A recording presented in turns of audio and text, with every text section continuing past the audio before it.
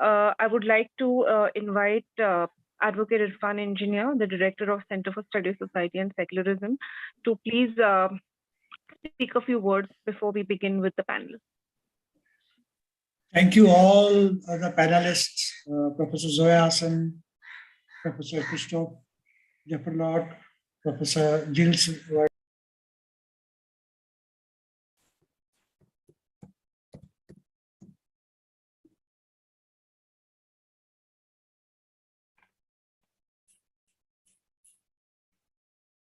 Has he dropped out? Yes, ma'am.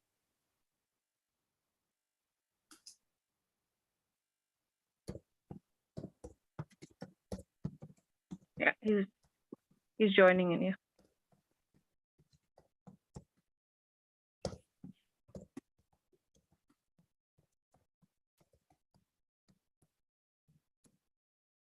I'm sorry, I got out of the meeting. I don't know why. Thank you all. Welcome everyone for this discussion on very important topic which is burning these days. Election means polarization. The kind of language that is being recording in progress. Election these days. I just hope these elections are in 7 phases and they're deliberately kept in such long phases so that propaganda can go on. Hatred targeting some caste, some community, and this political polarization go hand in hand. We thought let's organize a webinar on this to understand how electoral mobilizations are working and what organizations like us and civil society organizations can do to remedy the situation. India is a country of diversity, of caste, religion, language, ethnicity. People of India Project said there are 4,635 communities in India. Perhaps there will be more. Now, we have produced very few leaders who have a pan-India, pan-community, pan-caste appeal. Gandhiji was one.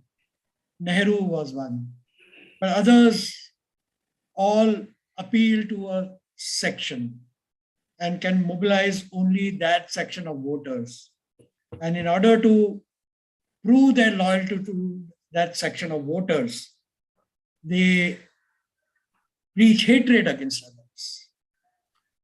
And we see this across religion. Therefore, this caste, we have leadership parties which pander to one caste, one community, or a combination of castes.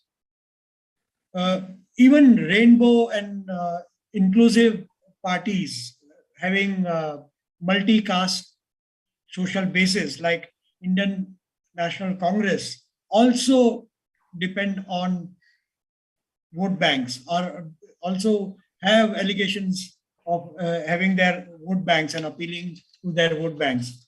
How do we remedy this situation? What are the kind of reforms that we require? Also, the ticket distribution is along caste lines, caste and community lines. And media usually reports which caste, which community was excluded by which political party and which political party gave more tickets to which caste and things like that. BJP, for example, in last Lok Sabha elections, out of 63 MPs elected from Uttar Pradesh, not a single Muslim. And in this entire process, Muslim community has got marginalized. Their representation in parliaments and assemblies have got marginalized, but they are not the only one. There was a jubilation and celebration when 10% of women were represented in parliament. That's only 10%. And even that was higher than the previous representations. So it's many castes have got marginalized.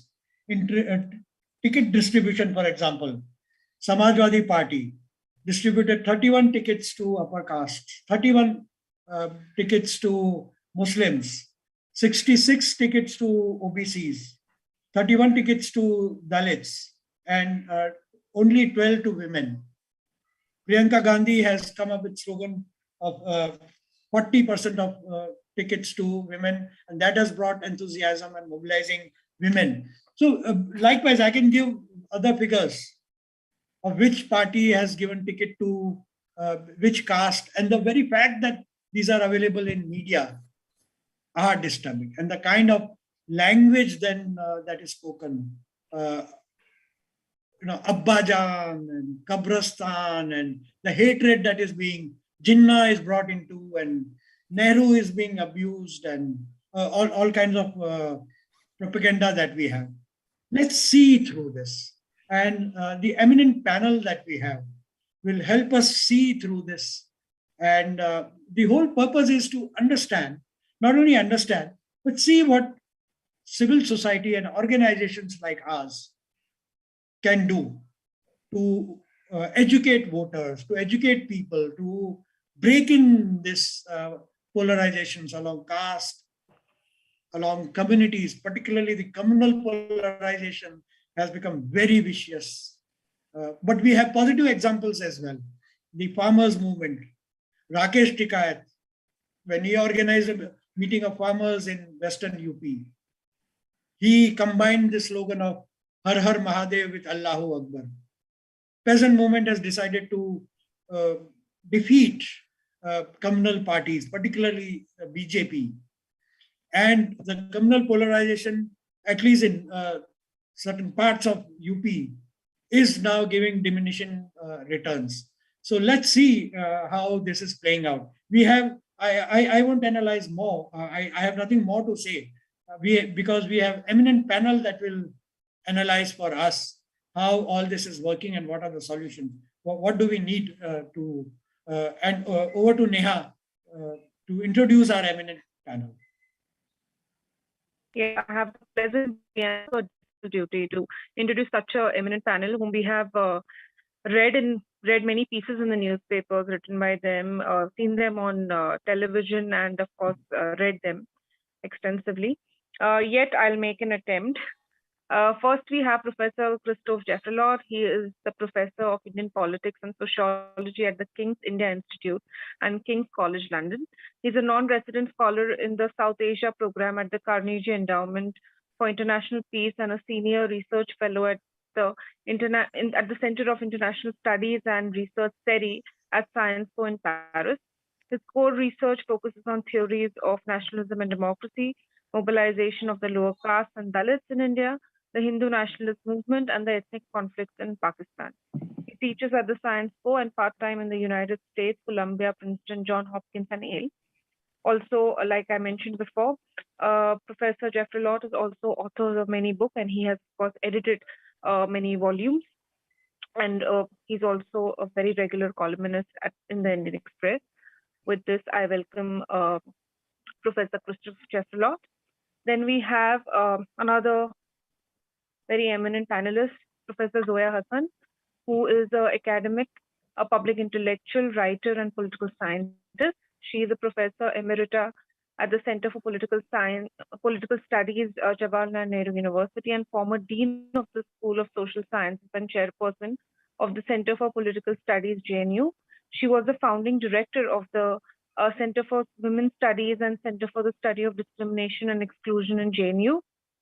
Professor Hasan has taught at the Lady Shri Ram College, University of Delhi. Professor Hasan has also been a member of the National Commission for Minorities. And of course, she has been widely published on Indian politics, state, democracy, and development, on party politics, party political mobilization and public protest, and issues of equality, social justice, and minorities. And we have Professor Gilles Verniers, who is the senior visiting fellow at the CPR and assistant professor of political science and co-director Trivedi Center for Political Data, Ashoka University. He's the senior visiting fellow at the Center for Policy Research, New Delhi. He's also the non-resident visiting scholar at the Center for Advanced Study of India, University of Pennsylvania. His research interests include the study of India's political class, electoral analysis, and the mechanisms of political representation and participation in India, state politics, and democratization or in South Asia in general.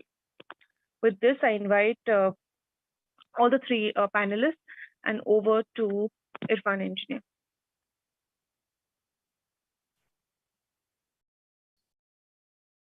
You're muted. Can I invite Professor Christophe Jaffrelot first to speak? Thank you, Irfan. Thank you very much for this invitation. I'm very happy to be with you, even though virtually. I don't know, someone has disabled my camera and I can't do it myself. So yeah, it's back now. We must have visitors. We may not.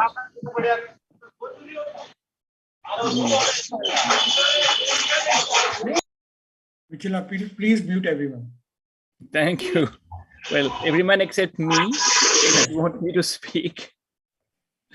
So thank you, Irfan. And I repeat, it's great to be with you even so virtually and to share this virtual days with Zoya and Gilles.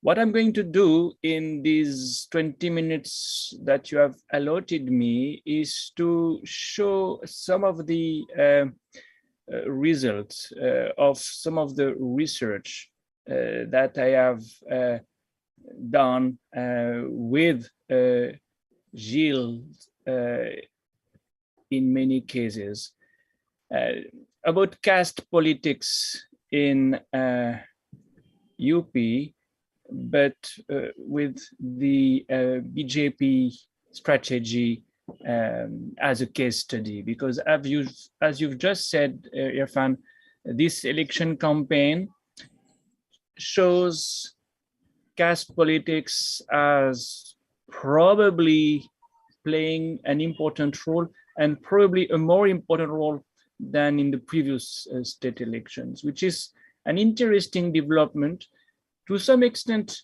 a counterintuitive development, because we could have imagined that Yogi Adityanath, being who he is, would have played the Hindutva card more forcefully. And of course, this is one of the cards they are playing, no doubt about that. But caste is probably more important this time. And it's interesting to see whether the way BJP resorted to caste politics before will be used this time. And I'm going to speak about the past. I'm glad Zoya and Gilles, who are much more better specialists of UP, will be able to update these findings. But it's a good way to proceed, since I'm speaking first, to say what happened recently, what happened in 2017 and what happened in 2019 on the front of caste politics. Well, in 2019, we saw a very important development in Uttar Pradesh. For the first time, half of the poor voted BJP.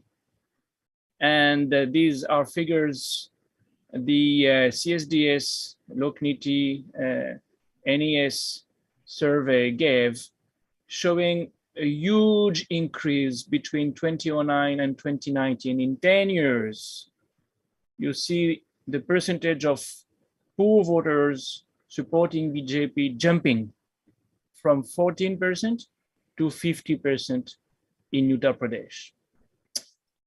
And that was partly due to the fact that at an all India level this time, the Dalits started to vote in much larger numbers for BJP than before. And of course, there is a relation between the two. You have so many poor voters supporting BJP because you have many more Dalits supporting BJP. There is a class element, but there is even more importantly, a caste element.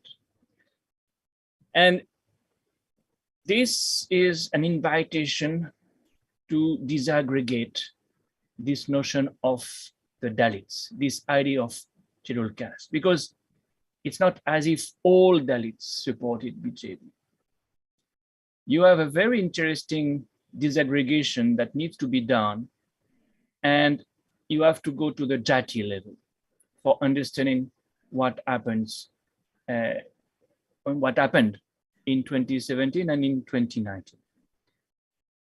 Because when we look at the Dalit voters who supported BJP, interestingly, the poor Dalit voters were more numerous than others. And this is because they belonged to Jatis, which were among the less affluent ones. Now, this is, of course, something all the specialists of UP politics know very well. In this state, Jatavs became very closely associated with BSP, and were in 2019 given more tickets than any others by BSP. When Jatavs promoted BSP, BJP promoted non-Jatavs, and mostly passes and other SCs. Now, of course, BSP and SP in 2019 got 75% of the Jatav vote, but only 42% of the other SCs who voted for BJP in large numbers. And this is the explanation of the fact that you had so many Dalits supporting BJP in 2019 and so many poor people supporting BJP in 2019, because the Dalits who voted for BJP were the poor Dalits, were the non-Jatavs Dalits. You have to explain this. And it's a very important dimension of party politics today. We need to understand what I call the paradox of reservations. Reservations have been cornered by some Jatis among the Dalits. And this is true at the education level, it is true at the job, at the occupation level. And of course, it is true at the political level. Look at what TCPD figures tell us about the overrepresentation of Jatavs in the Uttar Pradesh Assembly in the 2007 elections, after the 2007 elections. When BSP wins, Jatavs are massively overrepresented. And they remain overrepresented subsequently, but less so because BSP did not do so well in 2012 and 2017. When BJP did much better, and when BJP does well, Parsis, Kartiks, other Dalit Jatis are more represented. There is a clear association of some Jatis with some political parties. It's even more clear when you look at this table party-wise. You see the overrepresentation of Parsis on the BJP side and the massive overrepresentation of Jatavs on the BSP side. Now, why can't Dalits form a bloc? Why can't they be together in the election fray, in the electoral competition? Well, because some of them have benefited from reservations more than others. I mean, that's one of the explanations. There are others, but this is an important one. For instance, in terms of the percentage of graduates, those who have benefited from reservations in the university system. You see, Chamars, this is the word the India Human Development Survey uses. Jatabs is more appropriate, but I'm using the words they are using.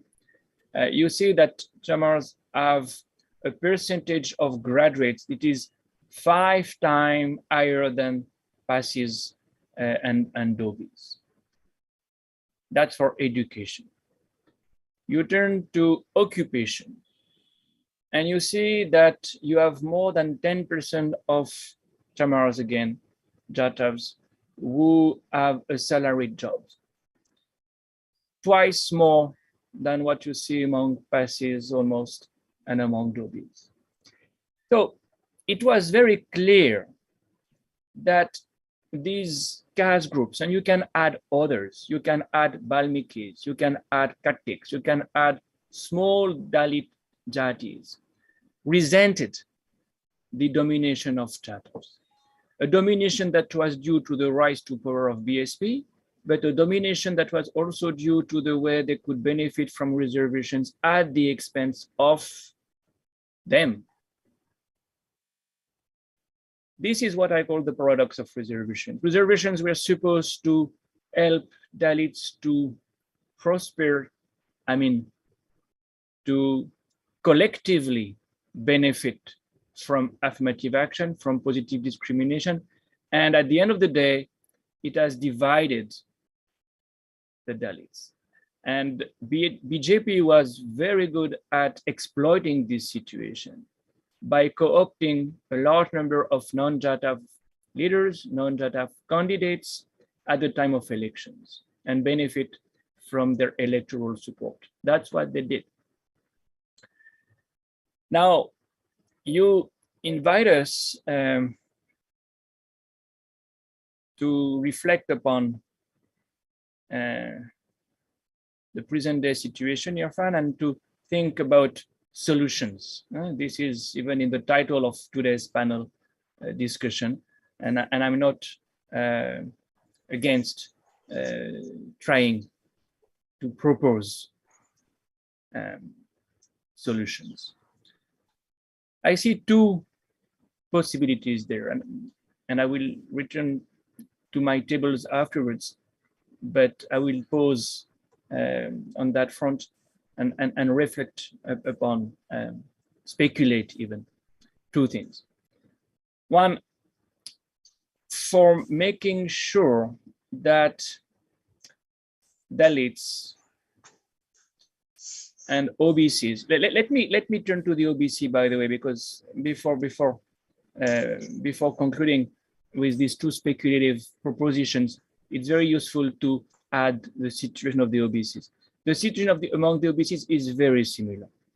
BJP has been very good at co-opting non-Yadav OBCs. You know, if you look at the data that again we have compiled with Gilles at the TCPD, you see that most of the tickets that BJP gave in 2019 went to non-Yadav OBCs, Kurmis, small caste groups also, which are in the same situation vis-a-vis the Yadavs, you know, resenting Yadavization of politics under Samajwadi Party, resenting the way Yadavs have cornered reservations also in Uttar Pradesh in different perspectives. I don't repeat what I have said about the Jadavs.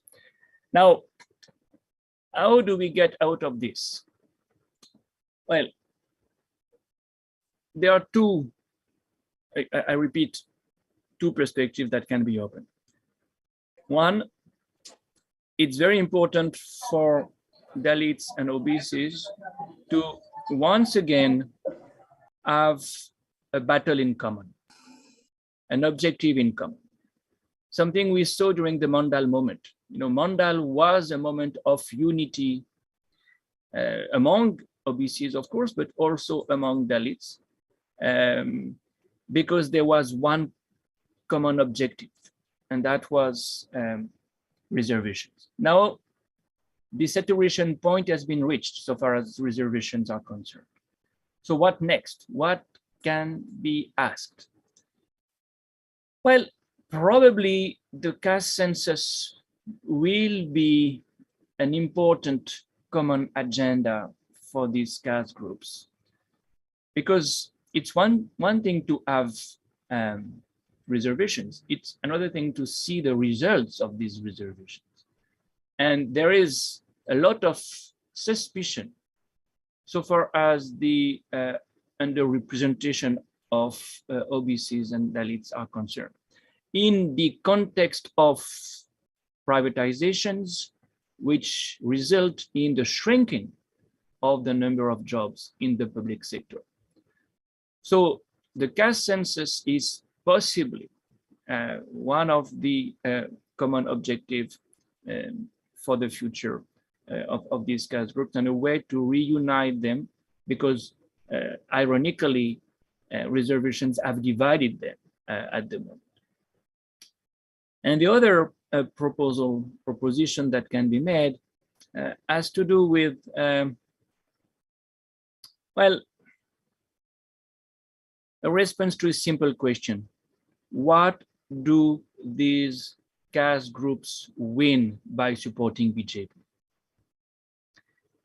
You know, it's very interesting to see that they have joined BJP, many of them because they wanted to defeat the Yadavs, they wanted to defeat the Jatavs, but what did they get in return?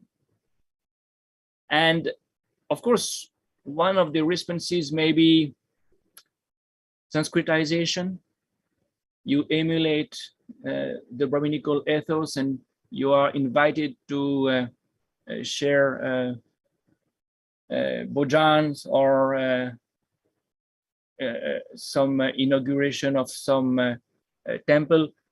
Well, this symbolic dimension is certainly something still valorized by some of the non-Ambedkarite Dalit jatis, including Valmikis, but it's easy to expose the shallowness of this kind of benefits. And on the OBC side, I'm sure Zoya and Gilles will return to that. We've seen 3 OBC leaders leaving the government of Yogi Adityanath at the very last minute, well, before the election campaign started. Non-Yadav OBC leaders saying, we were asked to be slaves. Well, that's almost what they said. We were not recognized. We were not given due respect. Well, it's certainly a very interesting indication that some of the non-Yadav OBCs supporting BJP are realizing that they have nothing to win really by supporting BJP. And I think to make this more clear, to give data, to give the information one needs for making up his mind about the status of OBCs in Uttar Pradesh, would support this point. And it's one of the jobs we do as social scientists. But I stop here because I have made the points I wanted to make, and more importantly, I'm sure Zoya and Gilles will be in a better position than I am to update us on the current situation. Thank you.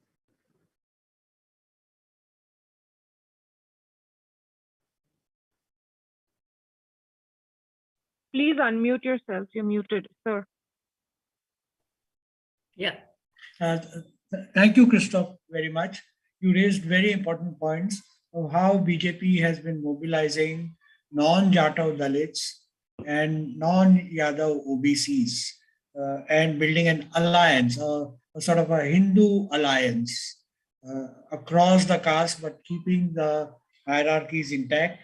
You gave important way forward to overcome this, how we can weaken this communal and caste mobilization.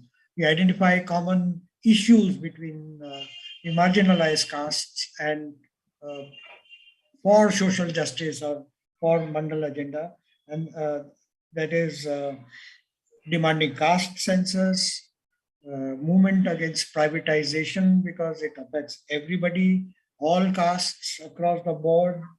And the OBC leaders left. One of the issues was privatization and the way reservation is working. Well, we could also imagine different affirmative, imaginary, interesting and affirmative actions. Although reservations, there's no possibility in reservations now. There are other way of affirmative demands for affirmative actions, but we'll have to be creative in our demands and mobilize together. So thank you, Christophe, for your very, very enlightening and with all the data, the talks, which makes it more interesting and important. With this, I now invite Professor Zoya Hasan.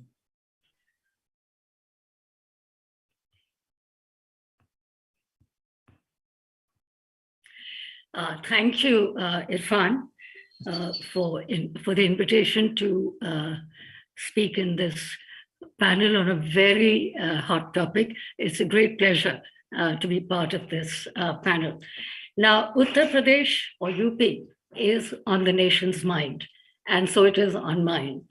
And I will focus my comments on UP. This is not to say that the other 4 states going to the polls are not important, but UP matters the most. What is at stake in UP is the very direction of Indian politics. So why UP? I think the UP elections of this year are the most important assembly elections in living memory.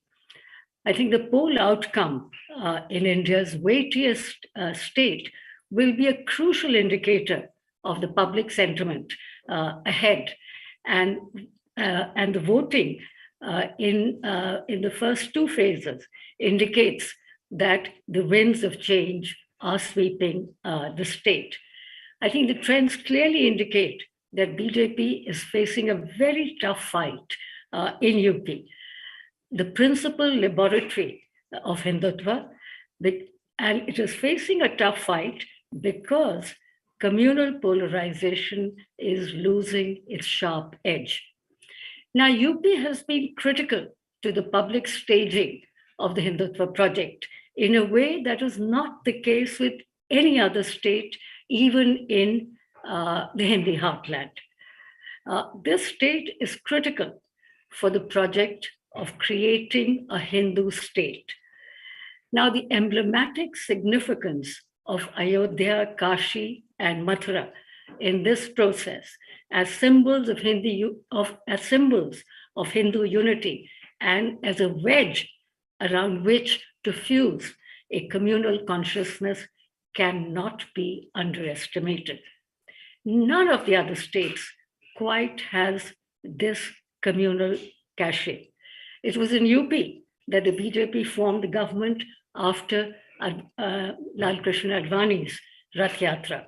It was here for the first time that the BJP experimented with the politics of social engineering, which Christophe has talked about. Now, both these elements have been critical to its success in the state. Then the appointment of Yogi Adityanath as chief minister was a defining moment in this project. His entire politics revolves around fueling antagonism against Muslims as public enemies. From his very first days in office, Adityanath used the instruments of governance to prioritize Hindu interests and use the police to target dissenters and, of course, Muslims.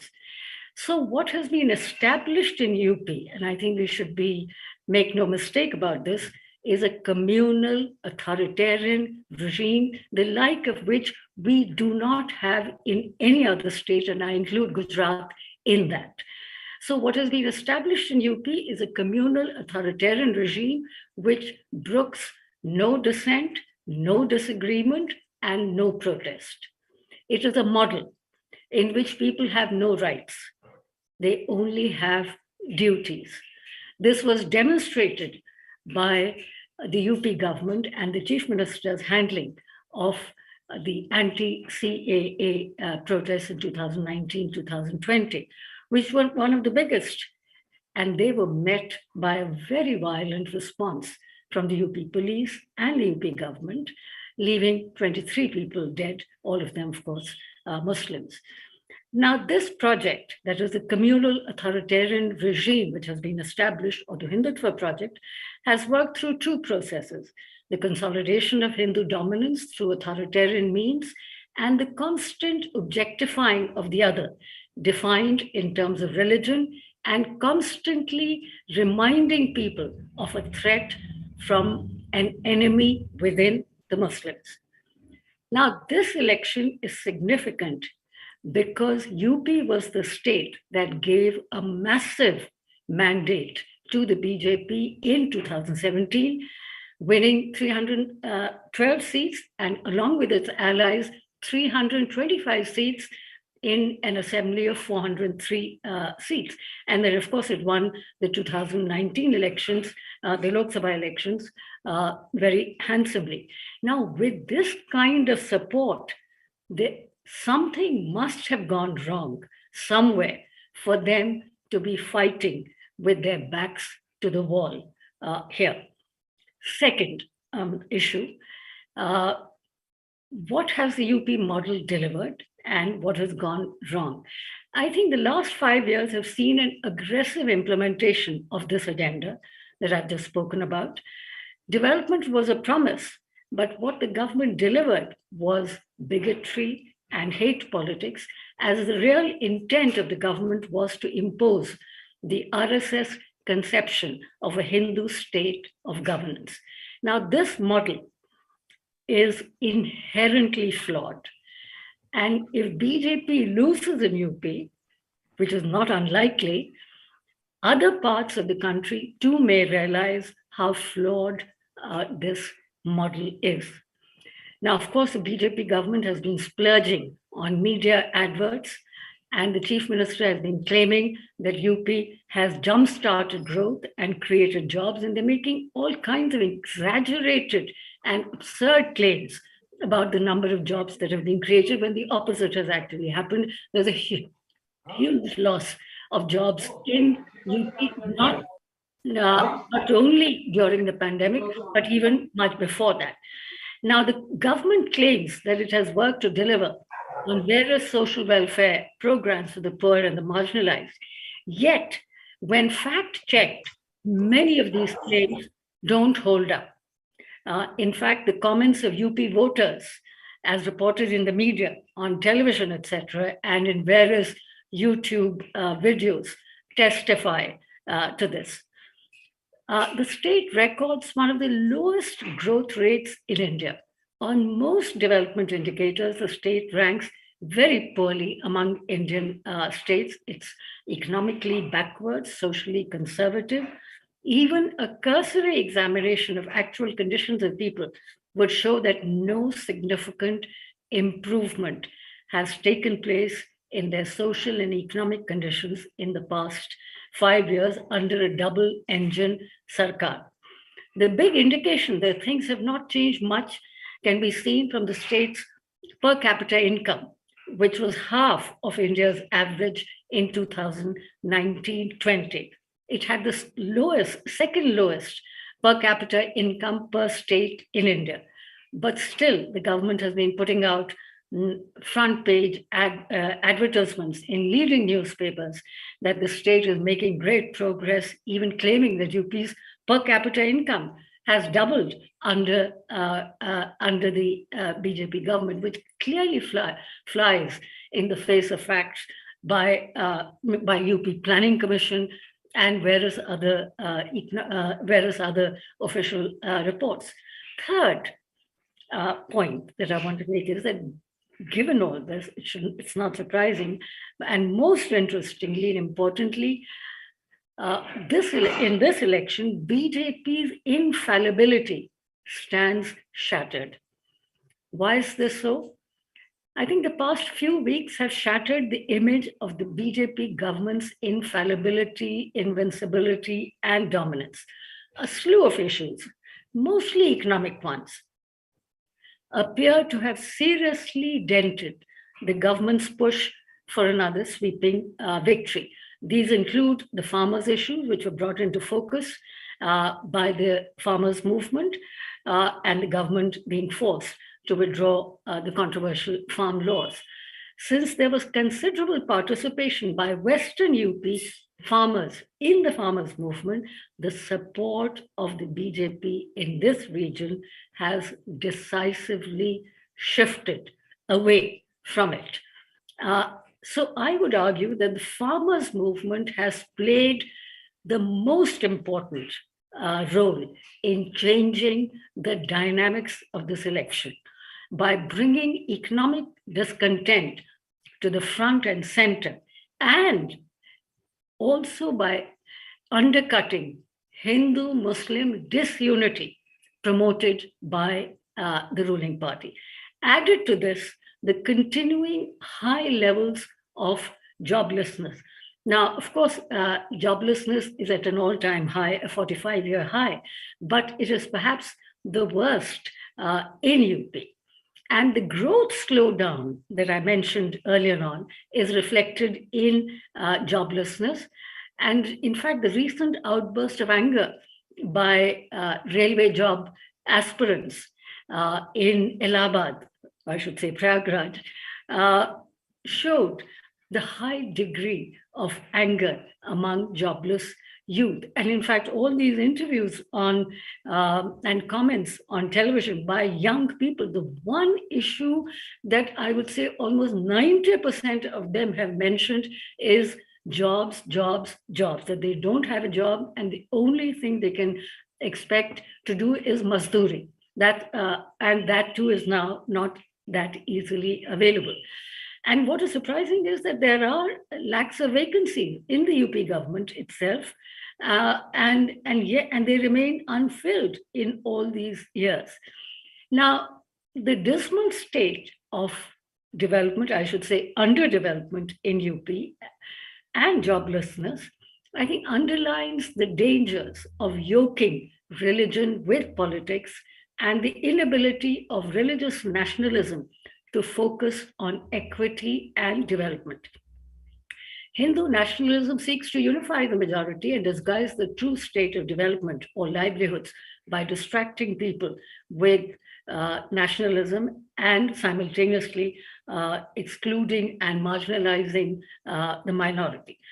Now, the BJP leaders, the top leaders, have repeatedly tried to pivot this election towards issues of Hindutva, to polarize, to create Hindu-Muslim polarization. And this is not surprising because in the past, communal polarization has indeed worked in favor of the BJP in 2014, 2017, and 2019. But in this election, so far, it is not working. Fourth, and this brings me briefly to the point that has already been made very well by Christophe, and that is the question of caste. Undoubtedly, in this election, caste has staged a comeback. The return of caste is the central axis around which opposition politics is organized in UP today. This is, of course, not a new development, as Christophe pointed out. Caste politics has been the mainstay of politics, and especially of non-BJP and politics in UP. But this was effectively countered by the BJP's campaign uniting voters across caste lines. It was thus believed that the politics of Hindutva, after the demo had sort of overcome Mandal or sort of eclipsed Mandal.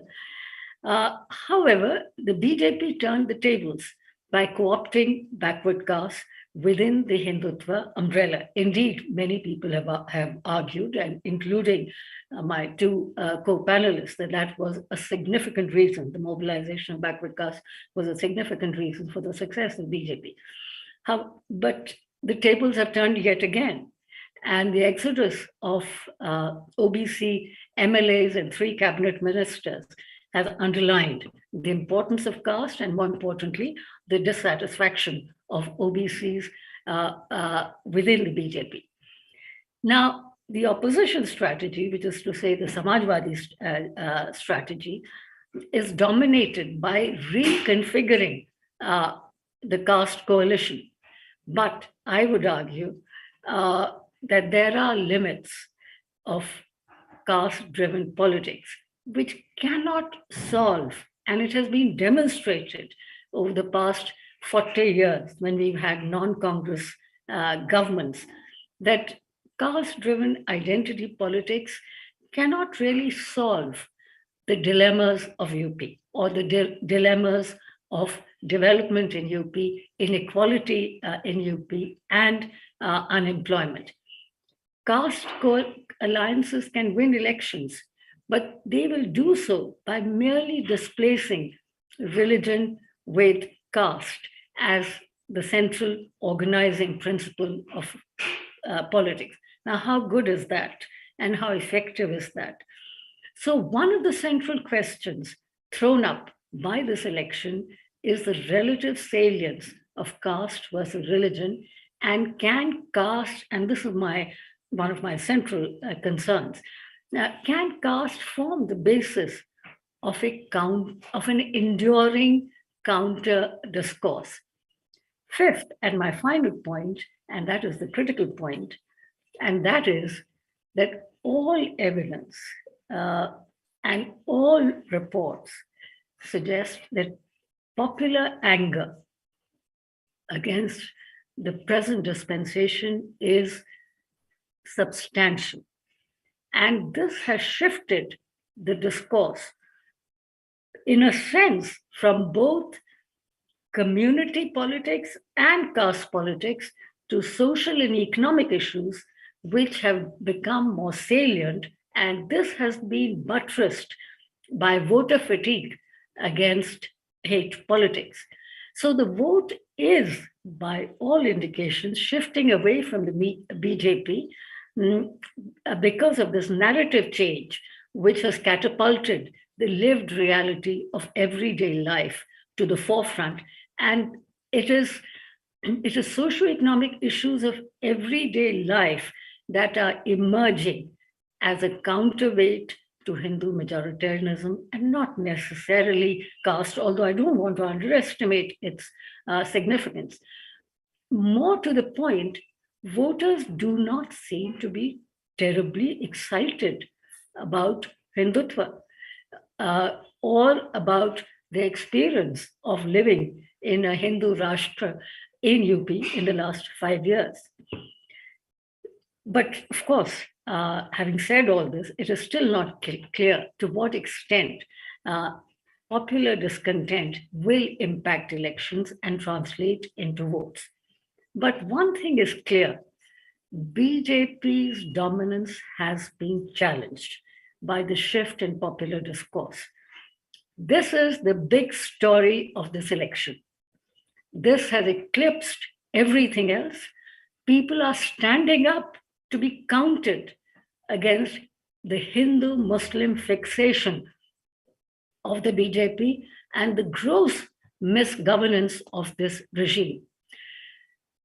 I believe this is a remarkable development in a state which has been the citadel of Hindutva. The fortress has been breached. This is the most significant shift in Indian politics in recent years, even before the results have been declared. It is more significant than the regional assertions against the BJP in Bengal, Tamil Nadu, and Kerala in the last round of assembly elections, which were held by the TMC, the DMK, and the CPM respectively, which have strong parties rooted in region, culture, social movements, and ideology in varying degrees, which is not the case with the Samajwadi Party, the principal challenger. And yet, such major change has taken place, which might well translate into electoral change. Now, this is something that we need to really discuss and debate, because the wind is blowing against the BJP. The Western disturbance is moving to the eastern parts of the state, which can cause a major upset that will undermine the Hindutva project. But even if the BJP scrapes through, it will destabilize. I mean, what has happened in the past 2 months will destabilize the Hindutva project, because it will demonstrate the possibility of political change in the heartland, where the BJP has tried to build a permanent electoral majority on the basis of Hindu consolidation. Either way, win or lose, this will have a profound impact on the future direction of Indian politics and our democracy. Thank you.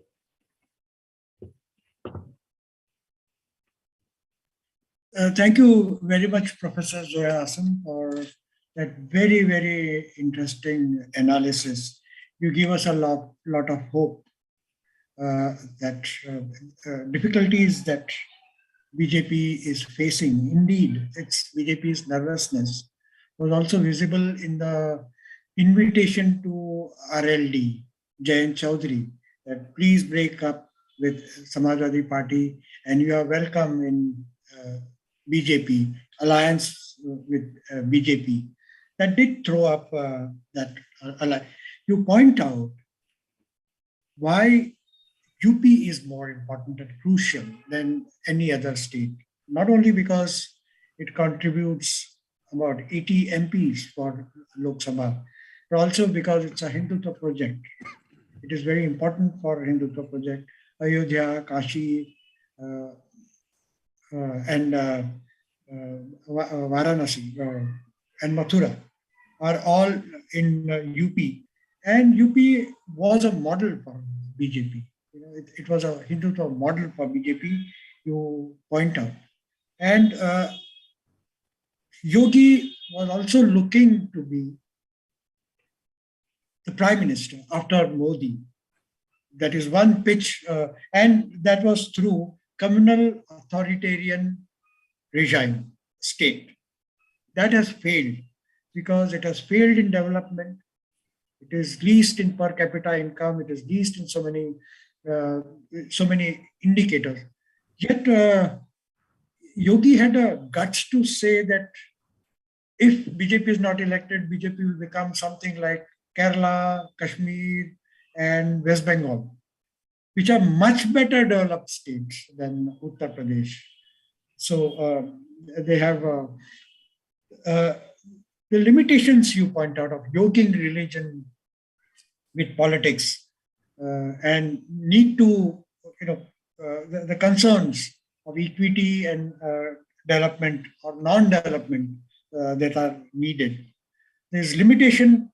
You agree with Christophe that more than communalism, caste is becoming salient, but there's limitation to caste mobilization as well. And what we need is mobilization of people on their economic demands, on their day-to-day livelihood demands, and for development. Thank you very much for that good analysis. And we would be happy to publicize the paper and circulate as widely as possible, whatever you have. And I'm sure it will get published in some newspaper as well, where it can, it is very, very interesting. And UP is going to be, everybody is waiting what will happen in UP. Either way, it's going to influence the politics of the country. Thank you, Professor Zoya Hasan. And with this, I invite Gilles to talk about, to present his views on UP elections. Thank you, Irfan, and thank you everyone in the audience for attending this discussion. I'm going to start first by making two general observations before going into the heart of what I wanted to talk about today, which is questioning this question of inclusion, right? But the first observation is that polarization is not a regional project that finds its expression during state elections. It's a year-long national project that finds constant expression in a world of widely increased interconnectedness. So if you look at the UP campaign, some of the most shocking, polarizing, hateful comments that have emerged have not necessarily been expressed by UP politicians, even though they have increased somewhat in the past few days. But the most shocking, polarizing comments have actually come from outside UP. T. Raja, who's a BJP MLA in Telangana, has actually been recently banned from Facebook for hate speech that he made in reference with Muslims in the UP elections. And of course, the commentary that has been unleashed around the hijab controversy in Karnataka has also provided an opportunity for the expression of hate speech. And even though those manifestations take place in various parts of the country, they all resonate in UP and in the UP campaign, and do not fall under the scrutiny of the Election Commission. And so the platform on which elections are fought are no longer simply regional. So that's the first observation.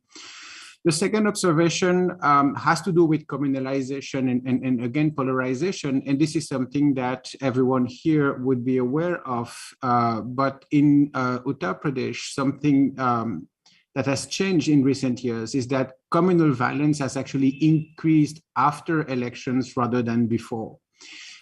This is in contradiction with what we knew from the scholarship on electoral violence and on communal violence, that communal violence would increase ahead of an election because it is part of the tropes of mobilization that parties use, but then it would somewhat subside for a while after the election was over, regardless of the outcome, right? Because you sort of keep your guns, for the next election.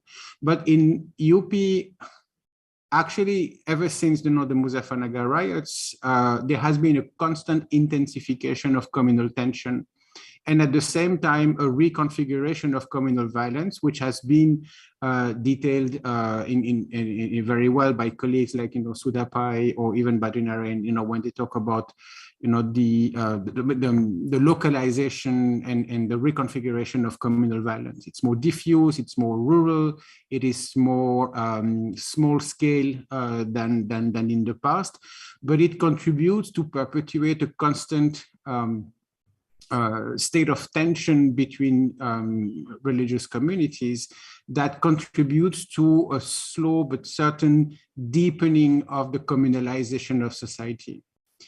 And in UP, there has been a further acceleration after the 2017 election with the rise, of course, of Yogi Adityanath as chief minister. By his persona, he embodies this merger of politics and the Hindutva project. And something that Christophe and I have also documented about national politics, the temptation to use the state and the law as an instrument of communal polarization has been used with great efficacy in UP. And so I don't know what impact this deepening of the communalization of society will have on this election. I wish I shared Zoya's optimism about the limits of communalization as a mobilization tool, but we might be in a situation where there is no such need to press hard on those buttons because there's already a widespread adhesion to those ideas, and therefore the BJP can somewhat afford to also, mobilize on other trope than just religious polarization. But if we go by recent comments made by a number of BJP candidates, and The Wire has a good enumeration of these comments in a piece which came out, I think, today. This dimension, of course, is still, of course, very much present. Now, what I want to do in a few minutes is to question this idea of inclusion and go back to and make an echo to what Christophe was saying about this question of caste inclusion and caste arithmetics. And if you look at the way UP politics has transformed over the past few decades, the turning point really was in 2007 when the BSP won a single majority of its own.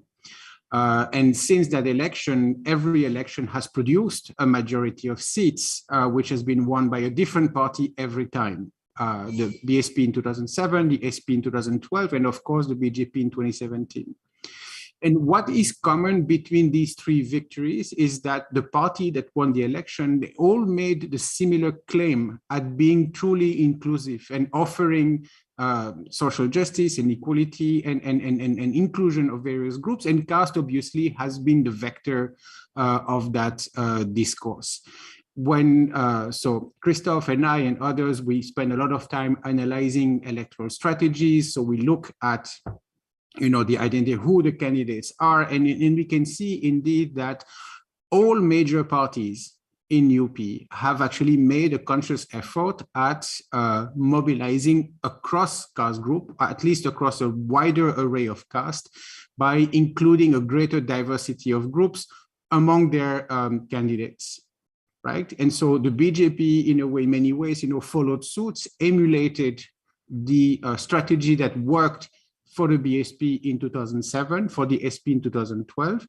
And of course, it did that with more resources, with additional narratives about development and national security, and by also folding this caste inclusion within a communal project, as Zoya mentioned. But what is interesting is that the first two parties that won a single majority election also failed to retain it.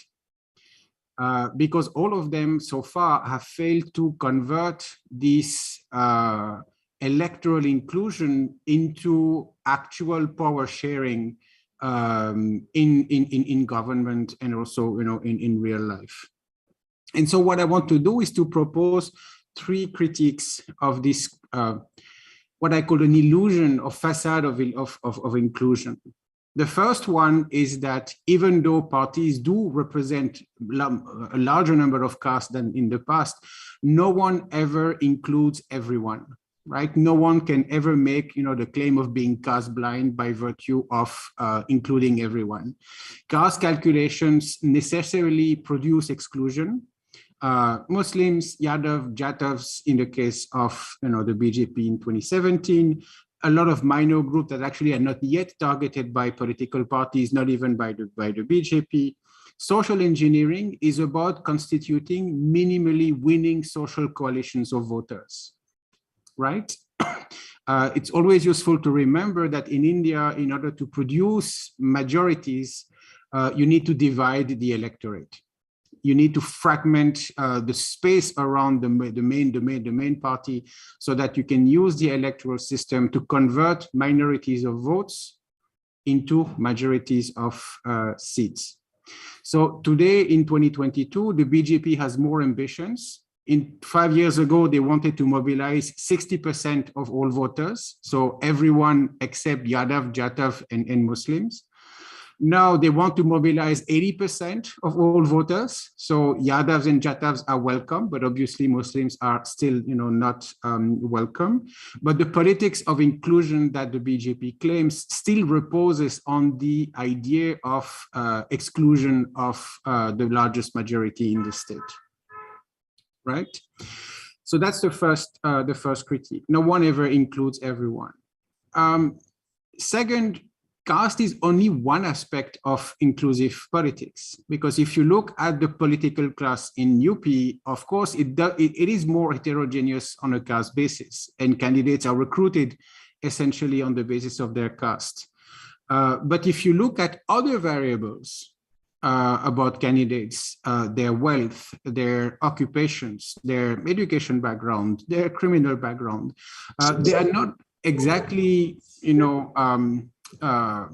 good representatives of the groups that they claim to represent, right? Rather, they come from very specific small elite segments among those groups, and are actually recruited on a number of criteria that include caste, but that also include other criteria of winnability, that include money, that include muscle, that includes maybe belonging to a political family, the kind of network, the kind of support from local business communities candidates have, how much money they can generate for the party and for their own campaign, and so forth. And so even though there is a greater descriptive heterogeneity of the political class in UP, at the same time, there remains a sociological disconnect between this class of politicians and the groups that they claim to represent. So we know, for example, that Muslims get representation within the Samajwadi Party, but there are mostly, by and large, upper caste Muslims, which do not represent a large segment of the total Muslim population. Right, the SP, for reasons that I cannot explain, never made space for Pasmanda Muslim representation or lower caste Muslim or backward caste Muslim representation, even though they represent the bulk of the Muslim population in UP. The OBC leaders that we've been writing so much about, from the BJP, individually wealthy individuals whose actual political influence is rather limited to certain electoral pockets or certain sub-regions, within UP. They do not have much transversal electoral appeal as such. And so the claim that they make that, they effectively, sway or command over the electoral behavior of the group they themselves belong to, may be really overestimated. The third limit and the third critique of this idea of electoral inclusiveness is that electoral inclusiveness does not translate into significant power sharing between groups, particularly when parties still cater to a traditional core support groups. And upper caste within the BJP still very much play that role. Groups that are mobilized also quickly through temporary alliances tends to leave very quickly for some other parties. Christophe and I recently wrote an article in which we try to remind people that this idea of an upper caste, lower OBC alliance has been tried and tested by the BJP in the past. This is how Kalyan Singh came to power. This is how Uma Bharti also came to power in Madhya Pradesh. So it's a fairly old recipe in a way that found a new translation in 2017. But once that electoral diversity of inclusion is established, it does not translate into genuine or substantial power sharing. Political parties remain grotesquely centralized. That is true for the BSP, that is true for the Samajwadi Party, and that is absolutely true for the BJP, which has been turned into an electoral machine at the exclusive service of the party leadership, right? And political parties do not function as aggregative platforms where individuals can actually compete for power and ideas and influence, and the policy impact that they may have is also very limited. Cabinet ministers themselves are marginal figures at best. Every time there's a reshuffle, it's just about providing token representations to individual castes and signaling inclusion. But the ministers themselves, tell you in confidence that they're not particularly listened to. The bureaucrats deal directly with the chief minister's office, very much like bureaucrats work directly with the PMO at the national level.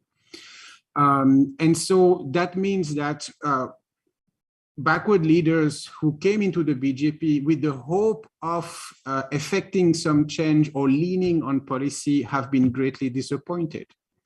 And so what was common with all those OBC leaders leaving is probably they all had their own personal calculation and consideration. And of course, that is also on the table. But all of them in one voice made the same grievance, formulated the same grievances against the BJP, that the effectiveness of reservation have been diluted, that the number of reserved jobs has actually diminished through disinvestment and privatization. The creation of a 10% EWS quota was in fact a quota for the general category, which is a polite way of saying it was a quota for upper caste. And the refusal also to conduct any form of caste counting that would actually threaten the hold that upper castes still have over government and bureaucracy and public jobs in UP, has also rattled a lot of these backward caste politicians. In addition, they've also faced a lot of anger from their own base in their own seat of power, because the group that have been the most adversely affected by the consecutive shocks on the economy in UP are found among the poorest and are found among the lower OBCs and the Dalits at large. The three major shocks that basically brought the economy of UP even further down were demonetization in 2016, the overall slowing down of the economy in 2017 and 2018, and of course the economic impact of the pandemics more recently. And so what I find is that this is not specific to the BJP. Every party so far that has genuinely tried to increase representation of caste has so far failed to propose a model of governance that reposes on any form of genuine power sharing. And that's what also creates the swings. That explains why a party like the BSP can go from 51% of the seats in 2007 to 5% of the seats 10 years later, or how the electoral fate of the SP has also been fluctuating a lot. So does this mean that the BJP will suffer the same fate? Does it mean that this old established law in UP politics that no chief minister shall serve 2 consecutive terms? The last time it happened was with GB Pant before and after independence. Will we see that again? I honestly don't know. I try to avoid the game of prediction because I've burned myself way too often. But it seems to me that yes, there is discontent, there are contradictions, there have been great limits to this so-called politics of inclusion, or this image of inclusion that the BJP or the so-called new BJP has tried to produce and has been selling through its marketing agencies. But will it be enough to detach enough voters from the BJP to reallocate their votes towards other parties? Which other parties can claim today to propose a more credible, inclusive alternative? I do not know. I do not claim to have an answer to that question. And I think I will stop here so that we have time for a few questions, perhaps. Thank you very much. Thank you, Gilles. Thank you very much for bringing in a lot of rich points to this whole analysis.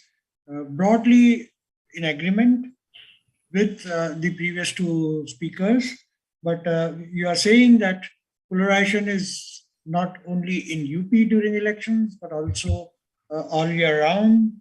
Violence, communal violence is not only before elections, but after election it continues. It's more diffuse, sub-radar, rural in character. And then you bring in three important dimensions, the limits of inclusion. Also, as Professor Zoya Hasan was pointing out, this various caste combinations that different parties work, they may increase their size of a number of castes they include, but there is no genuine power sharing in the whole thing. It doesn't translate into real development of the entire caste, but only a dominant, small dominant section within that caste, and therefore this shift. So you bring in good insights into the whole thing that is happening. Now with this, I think we'll open up the entire discussion for the floor.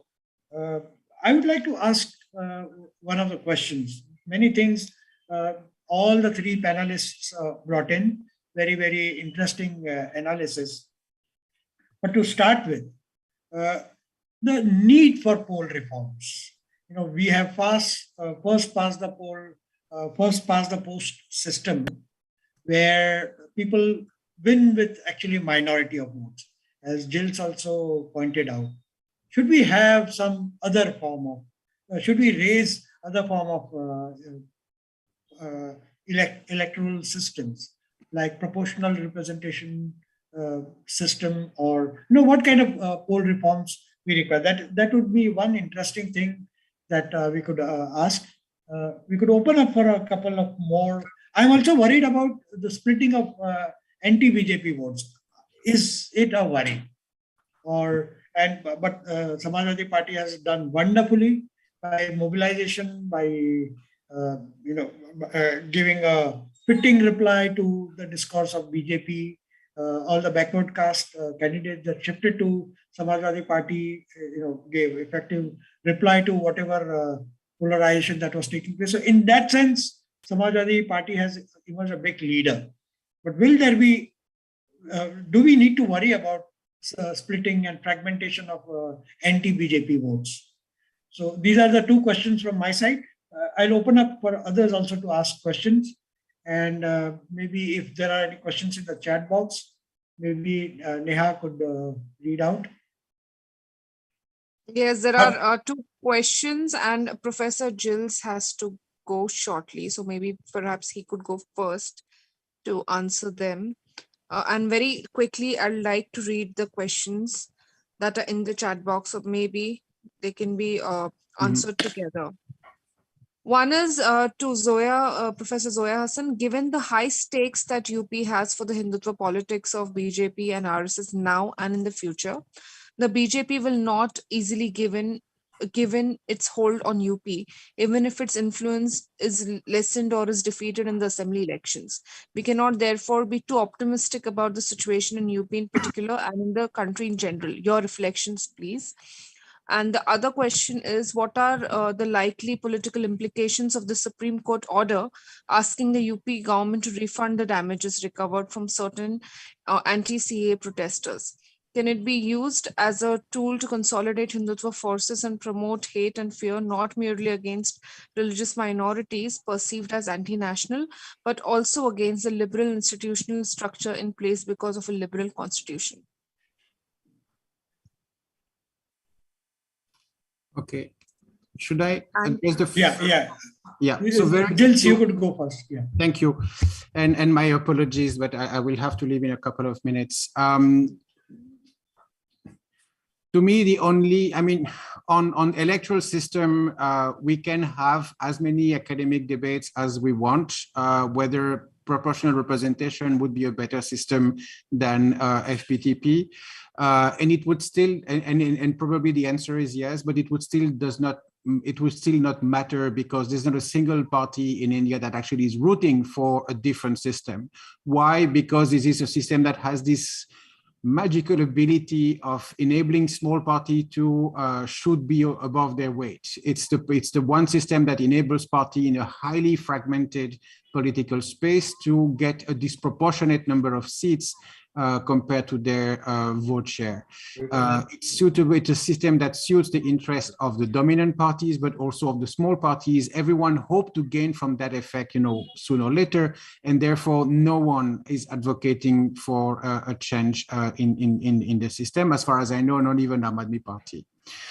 For me, the only meaningful electoral reforms that can be brought have to do with electoral funding, because as again, what we see in January, there was the highest, there was a record sale of electoral bond, and as usual, the BJP got about 95% of it. I mean, there are ways where this disproportionate allocation of resource is completely grotesque and completely, unfettered. And there should be, rules and regulation that bring some sanity in the way resources can be shared by political parties. At the same time, the good news is that in a way, yes, the good news is that the BJP still manages to lose more elections than it wins, despite having such considerable financial advantages, right? But still, it is problematic, especially when during COVID elections, campaigns shift to digital campaign that actually cost a lot of money. There's hardware, there's software, there's equipment, and people on the ground to type all those messages. And so the BJP still has, a considerable advantage on this. And on that note, I'm afraid I will have to take you leave, but thank you very much for organizing. Thank you, Gilles. Thank you very much for. Unfortunately, Irfan, I'll have to leave in 5 minutes also. Yeah. So Christophe goes next. Christophe also has to leave. Christophe goes next. Well, I will just elaborate on this point because it's an important one. Electoral reform. The big problem with proportionate representation is exactly what you see in countries like Israel or Italy, no majority, instability. And it's a rather problematic situation by definition, but even more in a federal system where you have not only instability at the center, but the risk of the same thing at the state level. So it's not really the first past the post that is really problematic. It is the political culture, because what needs to be changed is not so much the device, the system, the techniques of voting.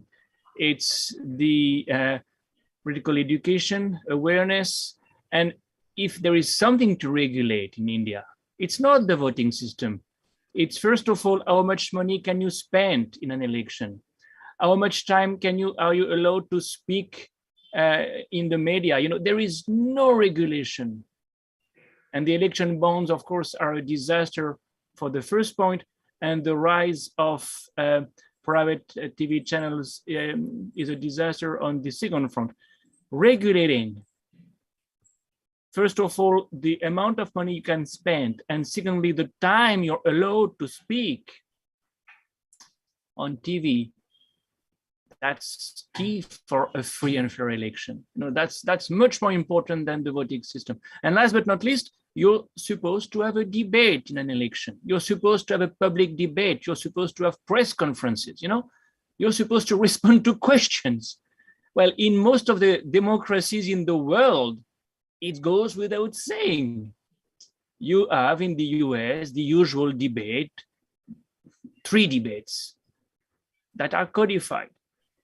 So I think this is much more, important in terms of changing the rules of the game rather than changing the voting system. And on that note, I'm really sorry, but I have to take a French leave. And I wish you a good conversation now. Literally. Literally, exactly. Thank you. You're welcome. For being here. Thank you. In spite of your Bye-bye. very busy schedule and many projects that you are doing and that wonderful work you are doing. Thank you a lot. Thank you. Thanks a lot. But we have Professor Zoya Hasan, and actually there are a lot of questions which are directed to her. Oh, I'll just read out one more and then perhaps she can take them together. If she can answer the questions first, then Okay. maybe second round you could read more. Other, I don't know, what would you prefer? whatever you say is okay with me. Okay, I can respond and then we'll take another round. Yeah, okay. On the electoral system, I think both Gilles, Verniers and Christophe have, I think, stated the issue very clearly, that while there should be a debate on the electoral system, but we know that debate is not going to happen because most political parties stand to benefit from the existing first past the post system. And I think I agree with both of them that far more important, therefore, it is to focus on the role of money in election. It is actually the disproportionate money that one party has compared to all others. That is, it has 90% of funding, so to speak. I think that is unleveling the playing field. And electoral bonds is the most important issue. And unfortunately, the Supreme Court has just not addressed this issue. So I think that is very, very important. And two, I think the model code of conduct. The model code of conduct is not being implemented impartially. And for example, in the past 1 week, after the announcement of elections, and in fact, during just the night before the first phase of polling, the Prime Minister and then the Chief Minister of UP gave interviews, which under the model code of conduct are not okay. And yet, of course, the Election Commission has done nothing about it. And over the past few years, there are so many examples where the Election Commission hasn't really taken the action that is required.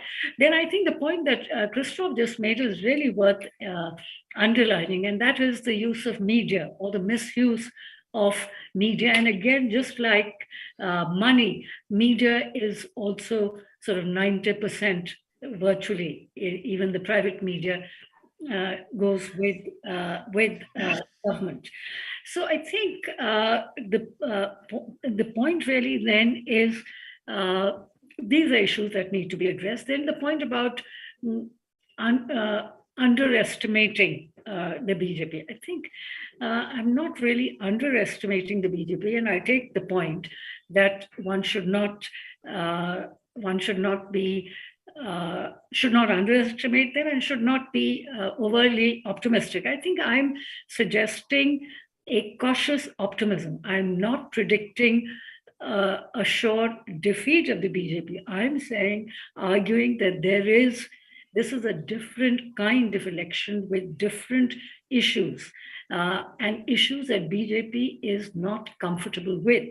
So this discursive shift is what I'm talking about, and whether this will translate into votes against the BJP remains to be seen.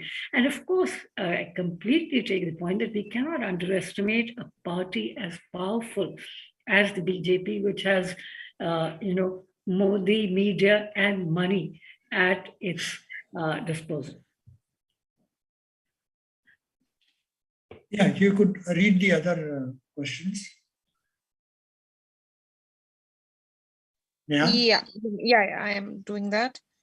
So there are two questions. One is the hijab controversy raised in order to polarize the country in the line of religion? Will it bring any political gain to the BJP party? That's one. And another one is, how does one ignore the infrastructure development and economic growth of the state of UP? For example, UP surged to second spot on GSDP list, and the expressway construction in the BJP's tenure in the last 5 years, it's 641 kilometers, which is more than the combined length of SP and BSP government. Well, the hijab controversy, what can one say? It is becoming clearer and clearer clearer that this was a deliberately manufactured controversy which is not really only about Karnataka, but the whole idea is to impact elections. As was expected, every time there are major elections, the BJP comes up with some major issue for polarization. So now whether this will impact, again, remains to be seen. But so far, it doesn't look like the hijab controversy is impacting elections in Punjab or UP, the two most important states which are going to the polls. As to BJP's development contribution, surely at the level of infrastructure, and especially highways and expressways, they have done what you say they have done. But some of these projects were, as has been stated repeatedly, by the resolution started by the previous government. And moreover, roads and highways and expressways are important, but obviously that is not the be end and be all of development.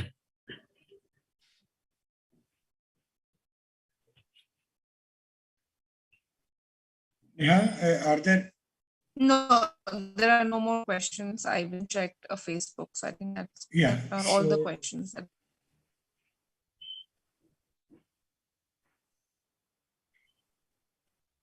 And we have overshot the time also, isn't it? Yes, we have. But I think there is one question if Zoya ma'am could answer, which was not answered by any of the panelists, and this would take a minute, is about the Supreme Court order asking the UP government to refund the CA damages recovered the anti-CA protesters. Well, would you like me to? Yeah, the Supreme Court order has asked BJP government to withdraw the claims of damages. So yes. So what about it? I mean, that is a statement of fact that the Supreme Court has done that. But what is your question? Can it be used as a tool to consolidate Hindutva forces and promote hate? No, but have money already been? Have people already paid the damages? And the money, I'm not sure about that. That the money is in the coffers of the government, because many of the people who have been slapped with these damages are extremely poor people who are unlikely to be able to cough up the money that is being asked of them. So I am not sure, but maybe John Dayal is here, and if an engineer, they might know a little more. I'm not aware whether the money has actually been, whether the damages have been paid by those who have been charged with violence. There will be reports in. Can I come in for a minute? It was my question, in fact. That money was paid because police was harassing the poor again and again and threatening with, auctioning the property and sealing that property. So some of them borrowed heavily. You are right. I mean, not all have paid. Very few people might have paid. We don't have that figure. But Indian Express was covering all these cases. And there was reports of some, at least, having heavily borrowed, a rickshaw puller or somebody, heavily borrowed to pay because they were being harassed. Every night the police would go and ask for money and etc. etc. So there are some cases. Yeah, somebody was saying.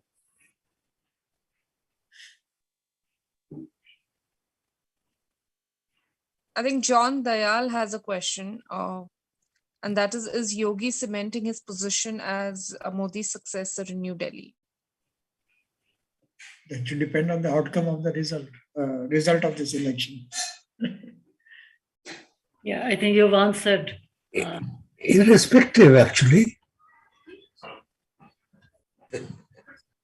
Yes, John, please. John, please. No, what I was saying was, irrespective, the question is valid only if it is irrespective of the result of the election. Because the result will be wiped out. And Modi himself and the party have invested very heavily in him. Well, yeah, I think you're right, John. The party and the RSS in particular have invested heavily in him, and he actually stands for Hindutva, and that is why he was appointed chief minister, even though he was not the face of the BJP campaign in 2017. But on the other hand, there's also indications that there are differences within the BJP on his leadership and going forward. And two, there are differences perhaps between the RSS and BJP on this. So I think these are questions that, we obviously don't have, or at least I don't have inside information on this. So it's difficult to say, but somehow I think I really don't see how he can be pushed even by the RSS for the top job in the country. With this, I think we have shot beyond. On this positive note that he cannot. Actually, there are lots of positive points today coming, and let's hope that India will march towards peace, harmony, solidarity, social justice, etc. And people are wiser. They defeated emergency. They will take wise decision even now. So today we had wonderful insights from all three panelists.